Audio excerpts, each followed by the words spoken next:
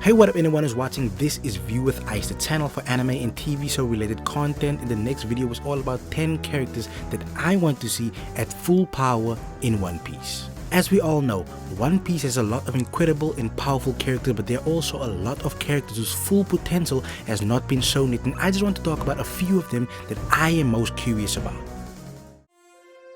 Sengoku is a character that has only shown us a small glimpse of power so far, but he was the fleet admiral, and that indicates to us he was clearly a monster of a character. And after his brief showcase during Marineford, he really started to interest me. With a mythical Zoan Delphoid ability, who wouldn't be interested to see this man release his full power? Sengoku was of course not in his prime during the War of the Best, but he was able to land some heavy blows on Blackbeard and crew. He even clashed with Teach while he was using the power of the Gura Gura no Mi, a very impressive feat considering that Whitebeard's old food ability was considered one of the strongest Paramecia types. I am just sad that we never got to see more of Sengoku, because his Delphoid ability really makes him a more interesting character, and I would pay good money to see him go the distance with his power.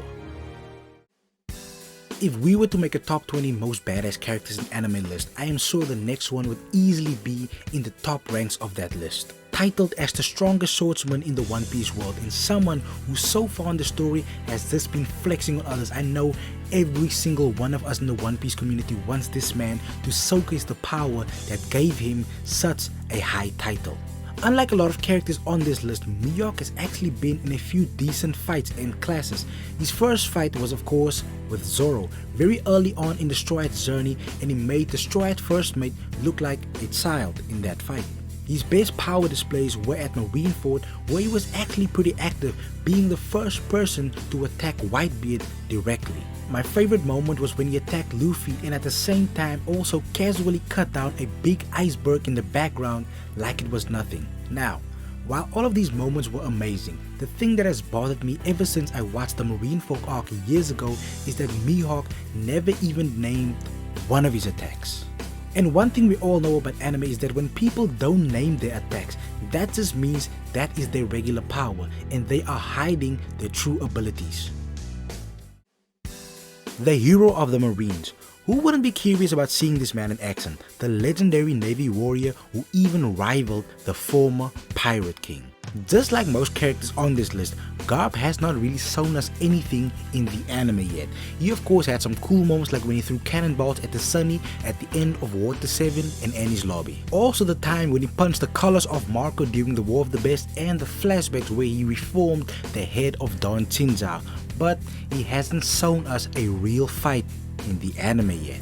I am not a manga reader, but I spoiled myself to a sneak peek and I saw something involving Garp and Alcadia, and that looked like something amazing to look forward to. But even though that looked like something out of this world, I am more interested to see what Prime Garp was capable of.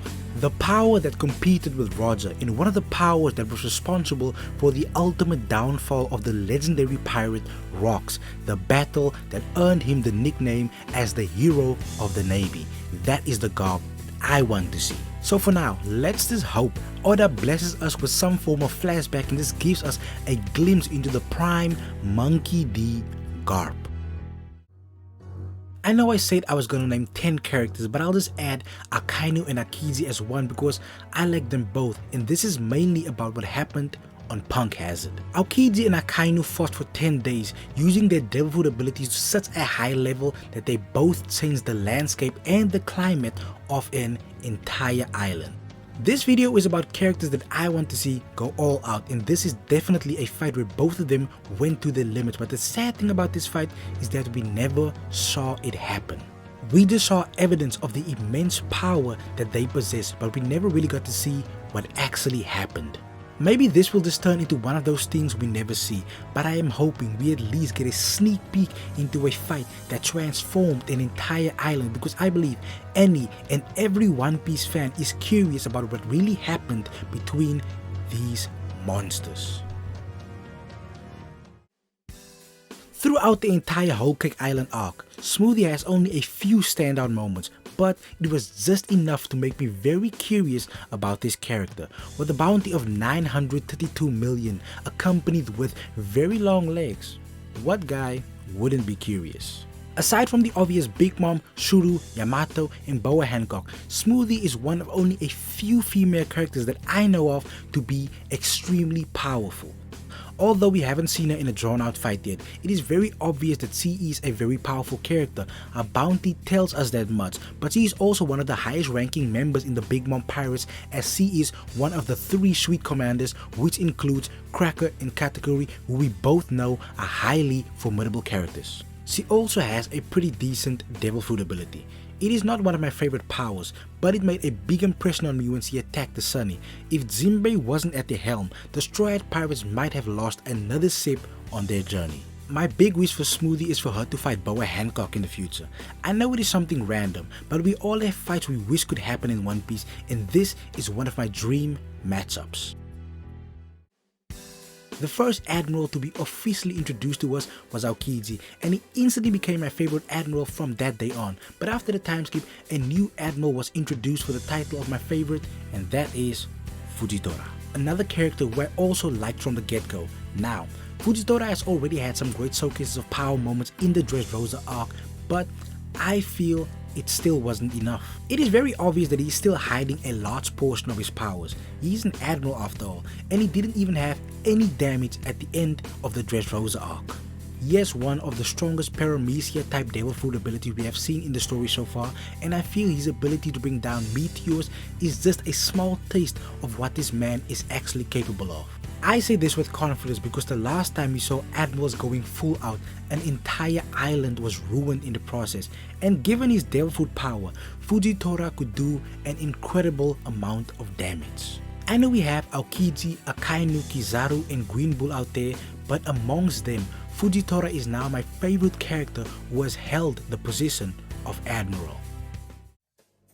Hancock is the first female character to be introduced as Conkersaki. Although we haven't seen her display this power yet, her sisters and herself mentioned something about it during the fight with Luffy after he displayed his Conkersaki. Although Hancock can be an idiot when she is around Luffy, she is easily one of the coolest female characters in One Piece, and she has shown on multiple occasions how formidable she can be. Her being a warlord is evidence of her power, and also her actions at the War of the Best, like easily holding back Smoker, who is a Logia user, from attacking Luffy, and destroying Pacifista like it was nothing. Since the 7 Warlords of the Sea has now been abolished, Hancock's bounty, which was previously frozen at 80,000 berry, has now skyrocketed to 1.6 billion berry. This just shows us how much of a threat the world government deems her to be, and it also solidifies the claims of her being extremely powerful, because a bounty like that isn't just given to any type of character. Shiryu of the Rain is a character that has intrigued me ever since he was first mentioned in the Impel Down arc. It is said that he was on par with former Warden Magellan during his time as a jailer, and I just want to say, this was way before Shiryu ever gained a Devil Fruit ability, and he was already this dangerous. Magellan was a monster, and that was mainly because of his incredibly dangerous Devil Fruit ability, and they said this man was on the same level. That's crazy. And that is exactly why I'm so interested to see him reveal his powers. I am assuming that when the day comes for the Straw Hat Pirates to face the Blackbeard Pirates, Shiryu is most likely going to be Zoro's opponent, and I can't wait to see that, because although I do not consider him one of my favorite characters, the curiosity of his power has always made me interested to see this man in action. He has also gained a Devil Fruit ability somewhere down the line. It is the same Devil Fruit that Absalom of the Thriller Bark Pirates possessed. Being invisible doesn't really seem all that powerful, but considering this man is such a vicious character, that ability just may be one of the most dangerous powers for him to have. When it comes to mystery, Monkey D. Dragon is easily in the top 10 of the most mysterious characters in the entire story. It has been over 20 years now, and he still hasn't shown anything outright in terms of powers and abilities. I don't know about the manga, but so far in the anime, Dragon hasn't shown anything power related, but he is regarded as the most wanted man in the One Piece world. That alone tells us that he is powerful, but the extent of his power is what we fans always speculate about. Yonko level or Admiral level, we still don't know where to put Dragon, but considering he is the son of Garp and the father of Luffy, I feel it is safe to assume that he is a monster. I have checked out a few theories and some people have commented the dragon may have a devil fruit related to the weather, because the first time we ever saw him was in Locktown, and at the time there was conveniently a big storm that saved Luffy from being executed, and almost every time he's seen on screen there is some sort of breeze blowing. I understand this could obviously be an incredibly crazy reach, but I actually want something like that to be true, because for someone who is such a mystery and also someone who is the father of our protagonist, I want him to have a crazy devil fruit ability of some sort that is mainly just to cure the curiosity of this enigma of a character. Now for the last character on this list, it is of course gonna be one of my favorite characters, and that is none other than Marcel D. Teats. Blackbeard is another enigma, one of the most hated characters in the One Piece community, but he showed us how formidable he was during his fight with Ace, almost breaking Ace's neck with one attack and then defeating the former Whitebeard's 2nd Division commander. Although it is shown that he can be a coward at times, Teats is a legit powerhouse and he's actually a pretty smart character, but can be pretty reckless, a trait that he shares with our protagonist. He was dangerous enough for Shanks to go out of his way to go to Whitebeard and warn him. I know so many people hate Blackbeard, but you have to be curious to how powerful this man has gotten. The Yami Yami no Mi was already a dangerous power to begin with, and now he has the ultimate paramecia in his arsenal. I just want to see a small display of these two powers used in conjunction. At Marineford, Blackbeard had a display of power and it was an incredible sight, but it didn't have control and training over the power yet, and with 2 years with these powers, he most likely can do amazing things. If you look at how the 2 years changed Luffy and how much more stronger he has gotten, how strong do you think a man has gotten with 2 devil fruit abilities?